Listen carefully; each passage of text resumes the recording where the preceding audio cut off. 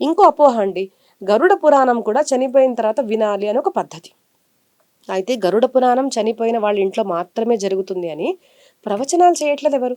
గరుడ పురాణం ఎవరు తెలుసుకోవాలి, ఎందుకు చనిపోయేటప్పుడు పెడతారు, ఎందుకు భగవద్గీత అప్పుడు పెడతారు, ఫస్ట్ మనకు తెలియాలి అంటే అండర్స్టాండ్ భగవద్గీత. అట్లాంటి క్వశ్చన్స్ ఎవరు వేయడం లేదు కదా. పబ్ ఎక్కడ బాగుంది ఇన్స్టాగ్రామ్, నేను చెప్తున్నాను కదండి, మాకు కూడా ప్రవచనాలు పిలిచి ఇవే అడుగుతారు. లేదు అంటే మనం ఏమడుగుతున్నాం గూగుల్ని కూడా, ఎక్కడ పబ్ మంచిగా ఉంది, ఎక్కడ ఫుడ్ బాగా దొరుకుతుంది, ఎక్కడ బెడ్ బాగా దొరుకుతుంది, ఎక్కడ అమ్మాయి బాగా దొరుకుతుంది, ఇంతే. దానికన్నా నువ్వు ఆలోచించడం లేదు. కాబట్టి నువ్వు మనుష్య శరీరంలో ఉన్నా కూడా పశువత్గా బతుకుతున్నావు అని నేను చెప్తాను అలాంటి వాళ్ళతో. Versus only those people who think who am I, కస్త్వం కోహం కుత ఆయ, నేను ఎవరిని, నేను ఎక్కడి నుంచి వచ్చాను, ఎందుకు పుట్టాను, ఇక్కడ ఎందుకు పుట్టాను, నా జీవితం ఎందుకుందో, సరే నా జీవితం గోల్ ఏంటిది అన్నదాన్ని మనం తెలుసుకోవాలి. సింపుల్ థింగ్ చెప్పాలి అంటే కమ్ టు భగవద్గీత అండి. భగవద్గీత ఎవరు ఎప్పుడు తెలుసుకోవాలి అంటే, ఎవరైతే అర్జున విషాద్ యోగ అంటారు ఫస్ట్ చాప్టర్ని. ఎప్పుడైతే మనిషి విషాదంలో ఉంటాడో అప్పుడు వాడు భగవద్గీత స్టార్ట్ చేయాలి. ఇప్పుడు విషాదం అంటే ఏంటిది, ఏం చేయాలి, ఆఫీస్లో నాతో గొడవ పడేవాడు నా ఫ్రెండే, ఇగో ఇలా చేస్తూ ఉంటాడు, ఏం చేయాలి అర్థం కాదు అసలు వాడితో, ఇట్లా డీల్ చేయలేకపో. ఎందుకంటే చూడండి, మనం బయట సమాజంలో అందరితో డీల్ చేయగలుగుతాం, కానీ మన వాళ్ళు అనగానే మనం కొంచెం అబ్బా ఏం చేయాలి, మా నానే కానీ ఎంత ఇబ్బంది పెడతాడు అసలు అర్థం చేసుకోవడం ఏంటి, వాళ్ళ గురించి బయట చెప్పలేము, వాళ్ళతో పోరాడలేము. ఏమన్నా అంటే మా నాన్న, మా అక్క, మా తమ్ముడు, మా చెల్లి, మా గురువు, మా అన్నవాళ్ళు ఉంటారు. అది ఏం చేస్తుంది అంటే ధర్మం పాటించడానికి మనని వెనకడుగు వేయడానికి అది ఫోర్స్ చేస్తుంది అనమాట. అదేంటిది, నీ తమ్ముడినే కొడతావా నువ్వు, నీ తమ్ముడు కదా, మనసులో ఏమనిపిస్తుంది, మరి అధర్మం కదా, తమ్ముడు చేస్తున్నా అధర్మం కదా అన్న ఒక డైలమాలో ఉంటాం, మనం బాధలో ఉంటాము.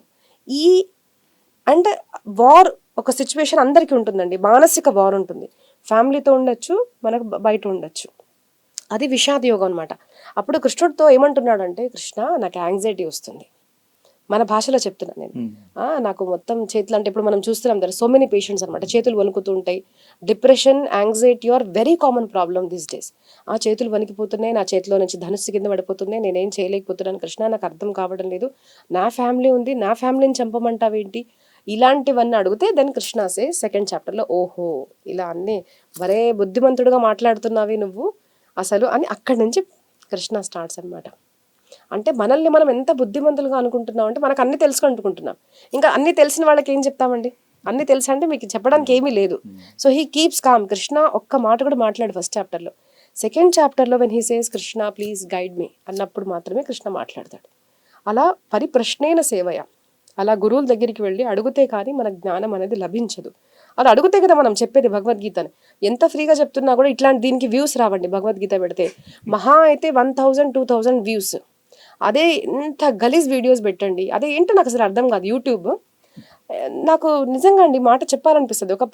ఎవరిదో ఒక భజన పాడాను నేను ఒక ప్రవచనంలో. అయితే ఒక యూపీ మొత్తం ప్రాంతంలో నాది బ్యాన్ చేసేసారు, అది రామాయణ్ బ్లాక్ చేసేసారు నాది. ఎందుకంటే ఎవరో పాడిన పాట నేను పాడానని. అంటే నేను 4 hours చెప్పిన భజన ఎవరో చెప్పిన పాట పాడాను కాబట్టి అది. అదే ఒక చెత్త సినిమా, అంటే గలీజ్ చూడండి మీరు, దానికి lakhs, 67 lakhs, 870 lakhs, 80 lakhs, మిలియన్స్లో views పోతున్నాయి. అంటే ఏం చేస్తున్నాం మనం? యూట్యూబ్ కన్నా బుద్ధి ఉండాలి కదా, దానికి మనం బుద్ధి అలా సెటిల్ చేయాలి కదా. దట్ ఏదన్నా వస్తే సమాజానికి మంచి చేసేటట్టు చేయమని అందరితో మీరు చెప్తున్నారు, కానీ ఆ యూట్యూబ్కి ఎందుకు మీరు టీచ్ చేయడం లేదు నాకు అర్థం కాదు. You can make such things కదా, దట్ అట్లాంటివి పిల్లల దగ్గరికి వెళ్ళి అసలు ఎందుకు పెడతారు ఫస్ట్ థింగ్. దానివల్ల సమాజం దూషణం అయిపోతుంది, ఎందుకు పెడుతున్నారని. సో గుడ్ టీచింగ్స్ రావడం లేదండి. ఎప్పుడైతే సమాజంలో అడుగుతారో, ఇప్పుడు సమాజంలో జ్ఞానం అన్నది తక్కువ లేదు. మేము యూట్యూబ్లో అవైలబుల్ ఉన్నాము చెప్పేవాళ్ళు ఎంతమంది గురువులు అండి. మా గురువుగారు అంటారు, గురువులు ఎప్పుడు తక్కువ లేరు, శిష్యులే తక్కువగా ఉన్నారు. అడిగే వాళ్ళు ఉంటే చెప్తాం కదా. So what ever, topic divert అవుతుంది. సో ఏంటిది అంటే ఏం అడుగుతారు, కృష్ణుడు ఏం చెప్తాడు అంటే, నువ్వెవరు, నువ్వు నేను అనుకుంటున్నావు, నా వాళ్ళు అనుకుంటున్నావు కాబట్టి నువ్వు భయపడుతున్నావు, కానీ నువ్వు పనిష్ చేయకుంటే అధర్మం చేసి వాడికి పనిష్మెంట్ చేయలేడు వాళ్ళు ఉన్నారనుకుంటున్నావా అనేసి ఫస్ట్ మొదటి జ్ఞానం మనకు అక్కడ చెప్తారనమాట. దేహేస్తి మాంస రుధిరే బిమతిని త్యజత్వం అంటే నువ్వెవరు. వాసాంసి జీర్ణాన్ని యథావిహాయ నైనం చిందంతే శస్త్రాన్ని. ఈ శ్లోకాలు మనం గనక చూస్తే సెకండ్ చాప్టర్లో, you are not this body. మనం చేసే ప్రతి క్రైమ్ చూడండి, అంటే మనం చేసేది ఎందుకు అంటున్నానంటే మనలో కూడా ఉంటుంది.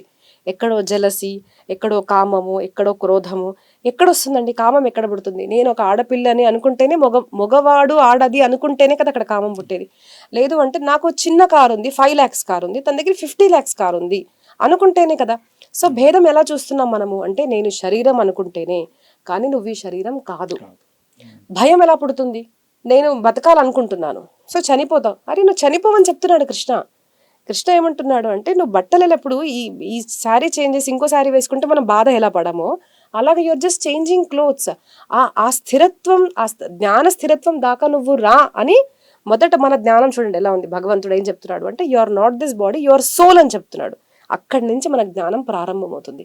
అది ఎందుకు చెప్తున్నారు? ఒక శవం దగ్గర ఎందుకు పెడుతున్నాం మనము అంటే వాడైతే ఎలాగో చనిపోయాడు, ఒక ఆడదో మగవాళ్ళో చిన్నవాళ్ళు పెద్దవాళ్ళు చనిపోయారు, బట్ నువ్వు బతికిన వాడైతే వింటున్నావు కదా, అది మన కోసం పెట్టారు.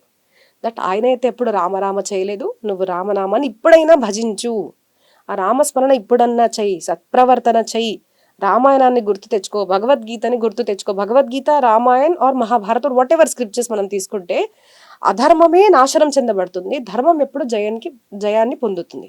సో ధర్మాన్ని పాటించు, నిర్భయంగా ఉండు, లేదంటే నీ గతి కూడా ఇలాగే. నలుగురు మోస్తారో వ్యాన్ మోస్తుందో తెలీదు, కానీ నీ స్థితి ఇదే. ఆ దశ ఎప్పుడు వస్తుందో తెలీదు. కాబట్టి నీ జీవితాన్ని ఎవరు మార్చుకుంటారు అంటే వేరే ఎవరో కాదండి, గురువు కూడా మార్చలేరండి. గురువు జ్ఞానం చెప్పిన తర్వాత మనం పాటించాలి, పాటించేవాడు మాత్రం మార్పు వస్తుంది. సో మనం పాటించాలి. కాబట్టి ఉద్ధరేదాత్మనాత్మానం ఆత్మానం అవసాదయేత్. నీ జీవితాన్ని నువ్వు మార్చుకో. కాబట్టి అక్కడ మన కోసం అంటే బతుకున్న వాళ్ళ కోసం భగవద్గీత, బతుకున్న వాళ్ళ కోసం గరుడ పురాణం చెప్తున్నారు. సో భగవద్గీత శ్రవణము, గరుడ పురాణ శ్రవణము నిత్యం చేసుకోవాలి. నరకాల గురించి అన్ని వివిధ నరకాల గురించి మనకు చెప్తారు. కిడ్నాప్ చేస్తే ఏమవుతుంది, రేప్ చేస్తే ఏమవుతుంది, వేరే వాళ్ళ సంపత్తి మీద కుదృష్టి పెడితే. ఇప్పుడు మీరు ఇక్కడ రింగ్ మర్చిపోయారనుకోండి, నేను అది తీసుకొని వెళ్ళిపోయాను, నో ప్రాబ్లం, మీరు మళ్ళీ కొనొచ్చు, 10 కొనొచ్చు, కొనకపోవచ్చు, వేరే విషయం. నేను కొన్నాను అంటే దానికి ప్రాబ్లం ఏముంటుంది తెలుసా? నేను మీకు తెలియకుండా నేను తీసుకున్న తర్వాత ఆ రింగ్ తగ్గిన డబ్బులన్నా మీకు ఇవ్వడానికి నేను చనిపోయి మళ్ళీ ఇంకో తల్లి గర్భంలో పుట్టి నేను మళ్ళీ మిమ్మల్ని కలిసి మీకు ఇవ్వాలి. ఈ ప్రాసెస్ అంతా డిస్క్రైబ్ చేసిన తర్వాత నాకు తెలియడం వల్ల అమ్మో నాకెందుకులే అని నేను తీసుకోను. సో ఆ జ్ఞానం ఎప్పుడు కలగాలి? బతుకున్న వాళ్ళకి కలగాలి, చనిపోయిన వాళ్ళకి కాదు. సో ఈ భయం కలగడం వల్ల ఈ రేప్ చేయగలుగుతారండి, దొంగతనం చేయగలుగుతారా, తప్పుడు పని చేయగలుగుతారా, కాయ వాచ మనస హింస చేయగలుగుతారా? చేయలేరు. కాబట్టి చనిపోయిన వాళ్ళ కోసం కాదు, కానీ ఒక్కరోజు నువ్వు చనిపోతావు. కాబట్టి బతుకున్నప్పుడే నీ జీవితాన్ని నువ్వు ఉద్ధరించుకో. ఇప్పుడైనా నువ్వు భగవద్గీత విను, రోజు విను అని చెప్పడానికి భగవద్గీత. కానీ ఆ ట్రెండ్ ఎందుకు చేశారో నాకు తెలియదు. ఐ థింక్ స్ట్రిక్ట్లీ అందరం మనం చేయొచ్చండి. చనిపోయిన తర్వాత భగవద్గీత పెట్టడం మానేసేయండి. వాన్ వాళ్ళకి కూడా చెప్పాలి, దానికోసం పెట్టకండి. భగవద్గీత నిత్య శ్రవణం చేయాలి. రోజు ఎవరైతే భగవద్గీత శ్రవణం చేస్తారో, మహాభారత శ్రవణం చేస్తారో, మహాభారతం జయనామ గ్రంథ, he will be successful in their life. నేను ఛాలెంజింగ్గా చెప్తున్నాను మహాభారతం. సో అది తెలుసుకోండి, మనం ప్రయత్నపూర్వకంగా అది బంద్ చేద్దాం. మనం అట్లీస్ట్ తాత్పర్యార్థం తెలుసుకోండి, లేదంటే బంద్ చేసేయండి.